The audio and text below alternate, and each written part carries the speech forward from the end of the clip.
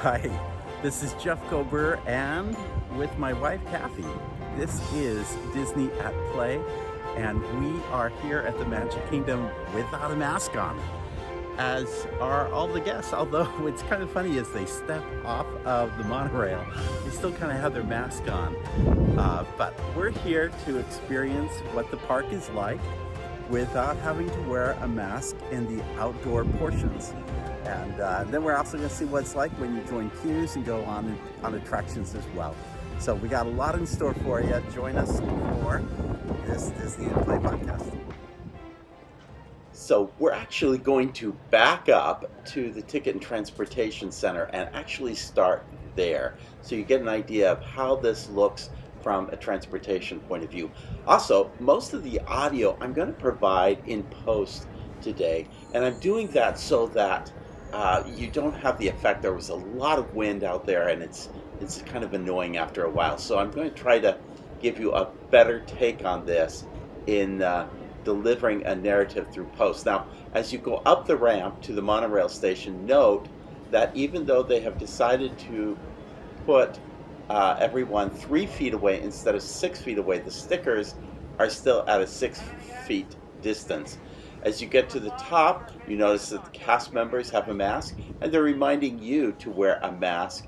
It is not necessary to wear a mask while you are getting in queue to board a monorail or a transportation vehicle. However, once you step onto the transportation vehicle, you are expected to wear a mask at that point. Here's our monorail pulling into the station. It's Monorail Blue, and we're going to be headed out to the Magic Kingdom. Just as before, you'll see that there are the plastic partitions in many of the cabins.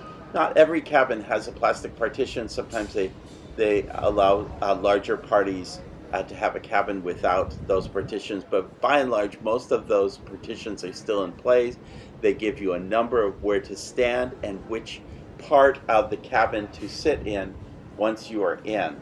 So again, from a capacity point of view, by the way, did you notice that the steel and plastic partition was still up, dividing you from where you were stepping onto the monorail and where you were queuing down below on the ramp? Guests are disembarking, they are masked, and we are headed into the monorail. Now, moving back into the Magic Kingdom, we're leaving the Flora Portrait, and we are headed right into the Magic Kingdom. You'll notice there's signage still on the trash receptacles. They said that they are going to modify the trash receptacles so they're not in an open position. I found that sometimes happening and sometimes not happening. More interesting, perhaps, two things I noted as I headed down Main Street. The first is that it seems to me that there's still quite a few people who are choosing to wear masks. Perhaps they have not been vaccinated. Perhaps they just feel more comfortable wearing a mask in an open environment with a lot of guests. Or perhaps they forgot to take off their mask. But one way or the other, I have found throughout the day at the Magic Kingdom that about 15% seem to be still wearing a mask at any given time when you had the option of not having a mask. The second thing I noticed as I headed down Main Street, you notice, by the way, a lot of guests sitting on the curb. It's almost like there's a parade coming. There isn't. But the second thing I noticed as I was heading down the street is that the park is fairly empty. There are not a lot of guests on the street. This was recorded on Saturday, the first day where guests were allowed to be maskless in the open air outside areas of the park. Take a look. You see a family getting their photo taken, and they are not required to wear a mask, of course. You'll notice that there's actually quite a queue, though, going into the Emporium, so they are still modifying the length or the number of people going into the park. Then we're headed over to Cinderella Castle, and it's just wonderful to see the details in the bright sunlight. We're heading up the ramp to go into Fantasyland. And as we head up, just paying attention to all the beautiful details that you can see on the castle. You note that some are wearing masks, but many are not. Notice that as we approach the stage, the performance stage in front of the castle, it's still being completed. Those portions of the show that were the stage that were elevated have not been reinserted to the stage. It's all flat at this point. It's just been freshly painted from the flooring that's been placed on it. Guests are taking pictures, but some are taking it with masks and some are taking it without masks. We pass by the coat of arms for the Walt Disney family, which lion is also seen in the banner that you saw previous as we were going up the ramp. And now we're heading into the corridor of the castle with the Cinderella mosaics. Guests again are taking photos. This guest is not wearing a mask, and most are not, but some are. We passed by the mosaics and we're heading right into the heart of Fantasyland. Notice that we're passing by the Bippity Boppity Boutique. That is still closed, as is the store that attends to that experience. As we move toward the carousel, we see that the queue for guests standing in the carousel, once you get into the queue, you are required to wear a mask, and those guests that are standing in the queue waiting for their turn on the carousel are all wearing masks as we pass by the carousel. And we are in between the carousel and Mickey's PhilharMagic. Now the same thing, if you listen to my previous podcast where I announced this, the same thing is occurring here. Cast member is greeting guests and encouraging them to wear a mask, and even though they're still outside, they have now become part of the queue for Mickey's PhilharMagic, and they're expected to wear a mask. Let's do Peter Pan's flight. We can never do enough Peter Pan, right? And it's about a 30-minute stated wait, and we're off to find the end of this queue. What was interesting about this is that there was no, there's usually someone holding a wait time sign, and often encouraging those individuals waiting to mask up as they form the queue. But in this first portion outside the queue, as we're kind of in the breezeway between Peter Pan's flight and It's a Small World, we see that some are wearing masks and others are not wearing masks as they're standing outside. Remember that in previous podcasts we've noted that the building itself for Peter Pan's flight is being remodeled, so there is a huge painted tarp imitating the ride and the experience. Across the way, by the way, is It's a Small World, and the queue for it is only 15 minutes, which probably means guests are practically walking on at 10. Again, very low wait times here in the park as we go through. Now, we are moving past the individual who is handling guests with special needs or with VIP passes. And moving into the more interior outdoor portions of the queue. And the expectation is everybody's wearing a mask, as is modeled by the cast member. All cast members have to wear a mask during their entire time. But you'll notice, and by the visuals I'm showing here, those plastic and steel borders are still very much in play. Guests are being invited. The tape along the queue is still 6 feet wide, but most guests are really not paying attention to the distance. I've noticed as I've gone through the queue. That doesn't seem to be as much an issue. We're in the interior portion of the queue with its different portraits or different landscapes of Neverland and here the mermaids. in Mermaid Lagoon. Different images as we're passing by. The queue is moving. Actually, I want to say that it was a 30-minute stated time, and we got in at about 18 minutes into the queue. So it was not an unreasonable queue length for what we were experiencing. This additional queue portion, by the way, was added after they took the restrooms that were in this portion of Fantasyland. They took those restrooms out and they built the restrooms that you see across the way for Tangled.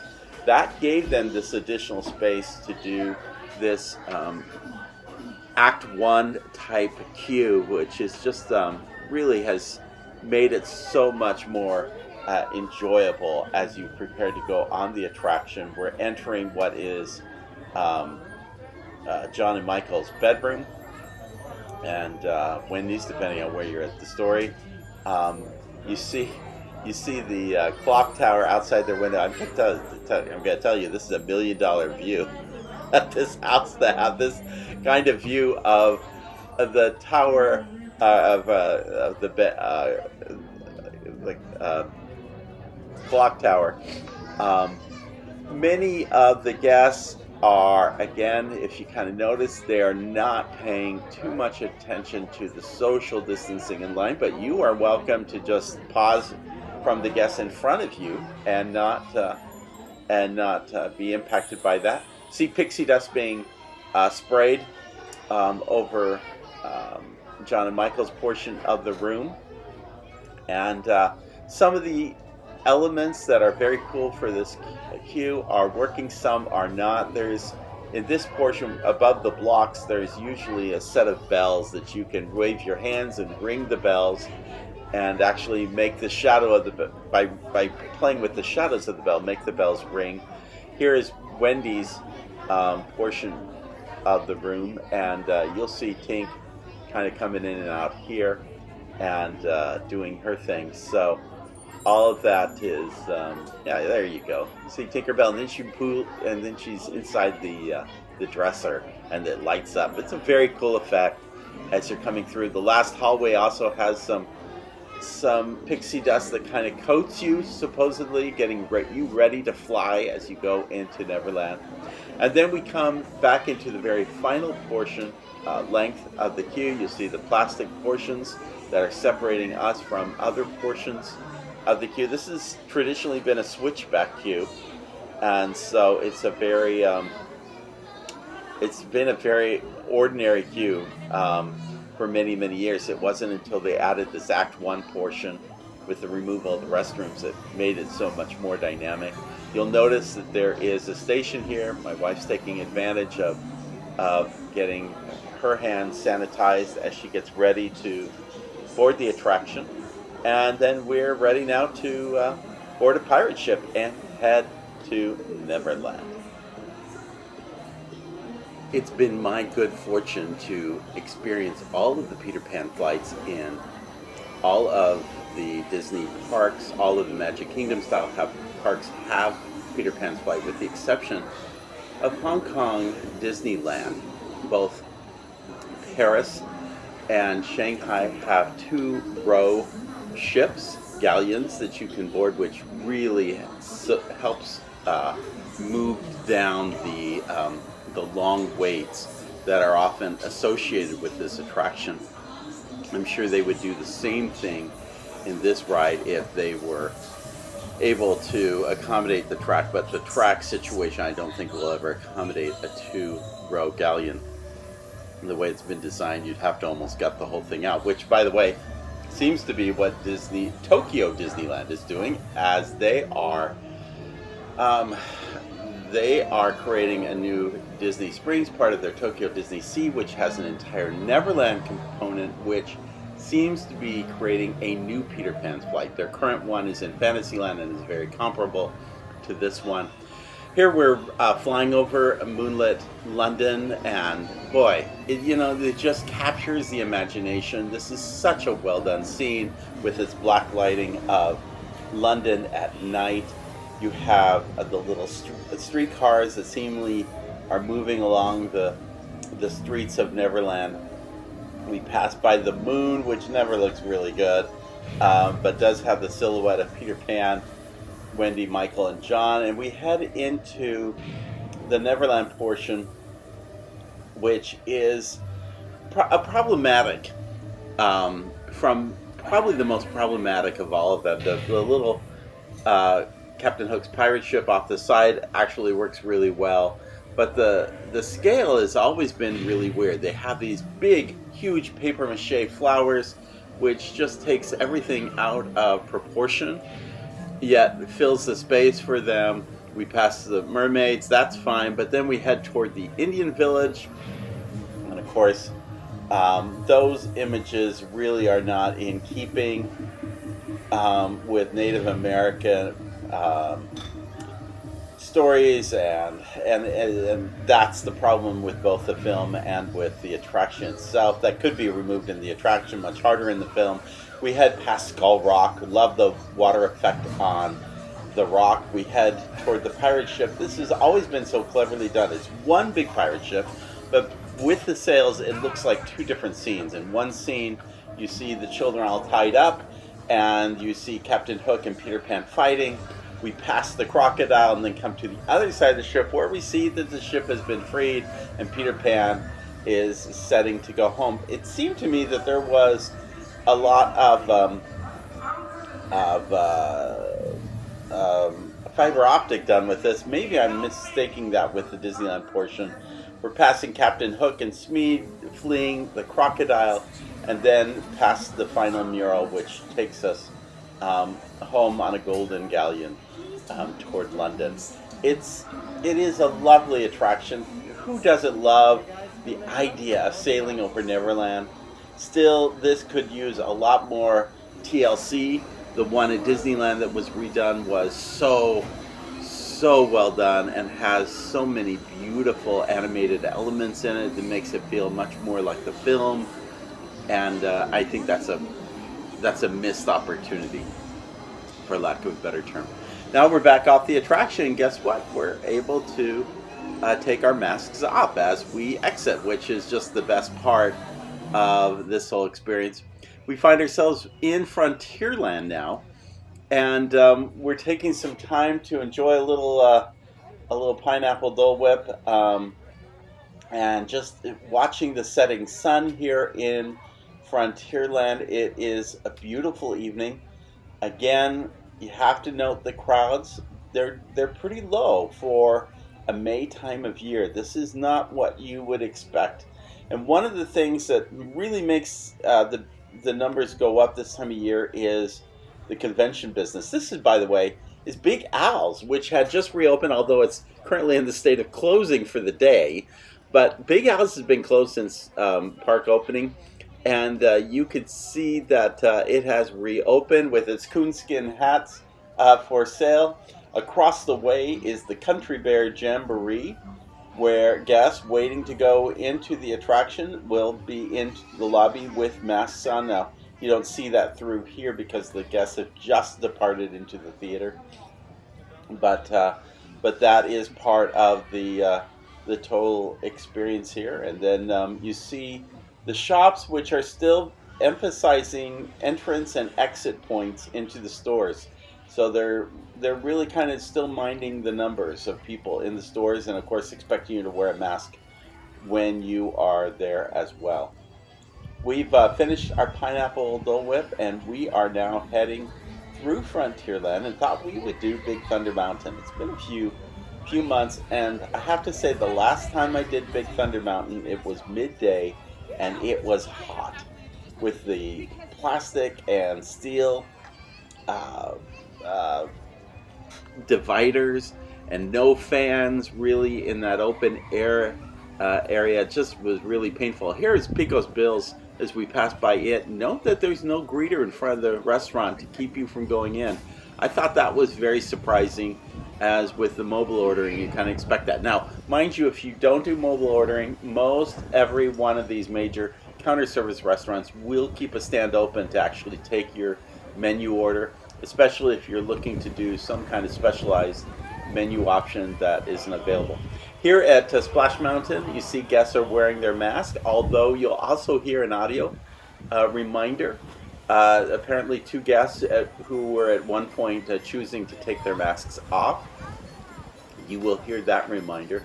But the guests are going through, falling through Chickapin Falls on their way to the Laughing Place and to a Zippity Doodah. These are the last remaining months of Splash Mountain before it is overhauled. I would say probably it could conceivably go down in January of next year, so that would not surprise me. On the other side is Tom Sawyer's Island as we approach Big Thunder Mountain. It's the rafts are done for the day. Very tranquil, looking out on the river, passing by the rafts, and we're just heading over the trail here and getting to the entrance of Big Thunder Mountain. I should note the Frontierland Railroad Station, again, been empty for several years now because that is not currently operating. Very few people are getting in line right now. This is stating a 30-minute queue, but by the time we will have gotten on board, it will have been about 15 minutes total. So we're moving the exterior portion of the queue before we enter the building. The expectation once you pass the entrance there was that you should be wearing a mask. We see the lots of attention detail. Here's one of my favorites, Clarkdale Dry Goods. It's an homage to the Apple Dumpling Gang, one favorite Disney film from the 1970s. Cast member passes by. The queue is there's nobody in the queue at this point. It's moves very quickly into the building. We get a beautiful glimpse of Splash Mountain. And then we come into the whole area of the building with, again, the steel and plexiglass dividers, which during this time of day was not a problem in the least. It feels narrow, but at least it was a very cool evening. And in fact, actually got a little chilly from my wife later on. You can kind of get a sense of the total queue. Some of the theming there as we're passing through, turning around. I love to show a couple of pieces that you find here as you go through. There's one piece here that shows Don Knotts and Tim Conway as, again, the gangsters for wanted sign, again from Apple Dumpling Gang. B.T. Bullion, who is the nemesis and owner of the Big Thunder Mountain Railroad, i.e. Tony Baxter, who originated as an Imagineer. Again, we're just going back and forth through a lot of switchbacks here. But we capture some nice views of the Frontierland train station and of Big Thunder as we are passing by. And again, lots of little details. Guests are moving quite quickly and fluidly through the queue. There's only one side of the train station that's operating, so this is pretty fast movement considering there's only one side working and not both sides. There are a number of interactive elements that were added to what is Scene 1, this queuing portion. You could dial the crank and then push down and blast off in the mountains. Some really very cool elements. Those have been removed during this time of COVID, so they're not available to enjoy. You still can enjoy these beautiful views of Big Thunder while you're waiting there to go through the attraction. Other elements have also been taken out interactive-wise. But there's still a lot of theming in the queue and a lot of little details to enjoy as you're passing by. One of those little details is the bird cages, the idea of a canary in the coal mine. If you look closely at this bird cage that I have on my my YouTube video, you'll see that it says Rosita, which is alludes to Rosita from the Enchanted Tiki Room. Where's Rosita? You are looking at a number of mining props that have been put throughout the queue. as well as other reminiscent details. You see the guests flowing through the queue. And I should also mention at this point that there is a cast member who is refilling these little stations where you are getting your hands sanitized. So that is a constant process that continues on throughout the day. And from this point, we had a chance to head down the ramp into the actual loading area of the trains, and notice that only one queue is operating currently, even though there's a plastic divider providing for both. That's because only one side of the train station is currently being operated at this time. So it's amazing how quickly this queue has moved. I clipped out a minute or two here and there, or a second or two here and there, but honestly, you are actually going through the queue in just about real time. It really did not take us very long to go through this queuing experience. You'll see the plastic dividers between rows of guests. All rows are being boarded in the trains right now, and we are waiting for the train to appear. Cast member is asking us whether we'd like to be in the front or back because we are the next row to be boarded. We just went ahead and took the back, which means was probably a wrong choice on my part, because if I wanted to film Big Thunder Mountain, the last thing you want to do is sit in the last row of the train, because that's the row that's going to whip you the most. Of course, the front row isn't that great because it's hard to see past the smokestack and the front of the train. So at any rate, we had a great experience on Big Thunder Mountain, and as you can see in our YouTube video, you can see the trains passing through as the sun is setting and the mountain is being lit up, and it's just a great ride as always. Big Thunder Mountain is a wonderful place, one of the great attractions and thrill rides of all of Walt Disney World, as well as Magic Kingdom. You'll see that there's this geyser in the middle that is still very active, actually a couple of geysers that are operating, and then you turn toward the beautiful rivers of America. It's dusk, you see the fort. Everything is so tranquil and so peaceful as the day comes to a conclusion. From here we're moving from Frontierland and we're going to head on over to Adventureland.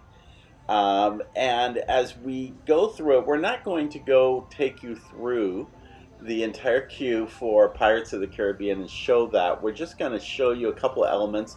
Know, though, that as I have mentioned in my previous podcast, this is a good time to join and check out our Wayfinder Society, one of the interactive apps that we have. This is a place where you get to explore Disney in a way that you can't otherwise, in apps and videos and interactivity that we have created uniquely for the Wayfinder Society. And so join up to see it. Big part of it is Pirates of the Caribbean across the world. We've done a major section on pirates. We have done this dissection on the queue. Let us show you a couple of things. We're going to actually start from the exit point into the gift shop of this attraction. Take a look. All of the guests are still wearing masks as they did while riding Pirates of the Caribbean. Even though the store is kind of an outdoor store, there's a patio in the middle of it and so forth.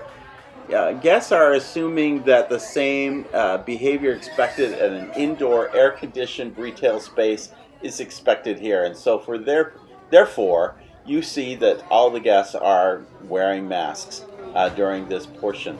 But I also want to turn the corner over here and take you to the entrance, or to the queue, which happens inside the exterior portion of the ride.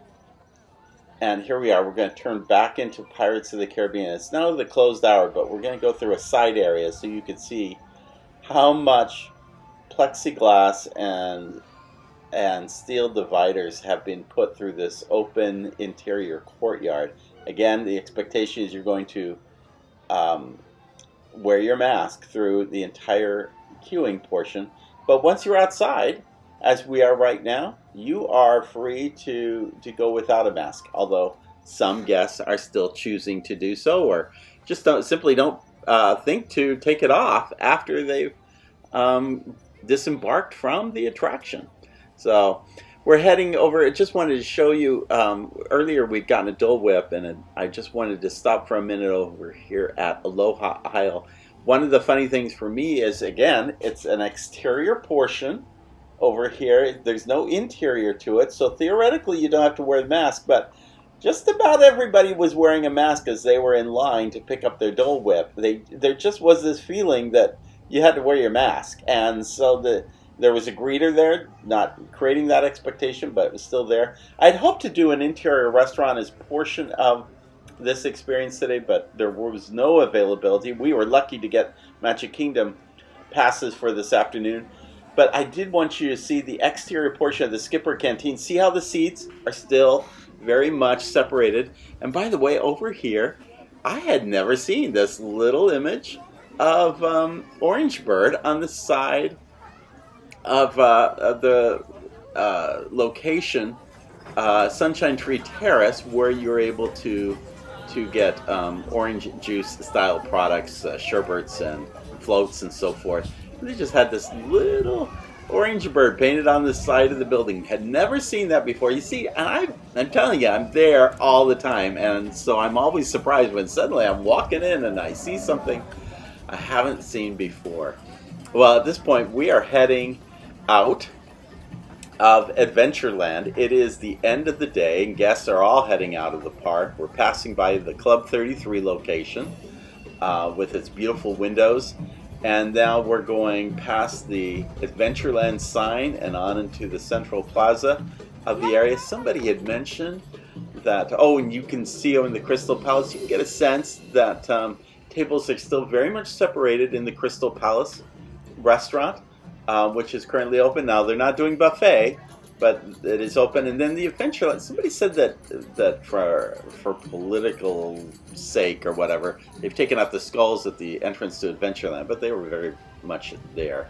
We're moving into the Central Plaza area of the park. We see the castle in its blues and pinks at night, and it's just beautiful. I am moved by the number of guests who are all just standing around the Central Plaza. They want to take it in. I feel they need some finality to their day. Usually it's a nighttime parade or it's the fireworks with Tinkerbell. I think they're looking for something to create finality to their day. They're all gathered there at Central Plaza. We'll turn down Main Street and head out of the park. And that will bring us to the end of our podcast. We're so glad that you took the time to join us for this experience. We are glad that we had an opportunity to be here on the first day where masks were not required outside, and it just felt great. I didn't need to go on an attraction. I just needed to enjoy being here. But I wanted you to kind of see how it all flows and what it looks like. Be sure, again, to check out our Wayfinder Society, as we do have some wonderful interactive maps and other kinds of tools for you to enjoy. Also, be sure to subscribe to our Disney at Work and Disney at Play websites, where you can get notification of posts as they come out, and podcasts and videos. And finally, make sure that you check out our YouTube video. If you're watching this, you're probably on the J. Jeff Cobra channel, where this video is being shown. If you're listening to the podcast, well, this is your chance.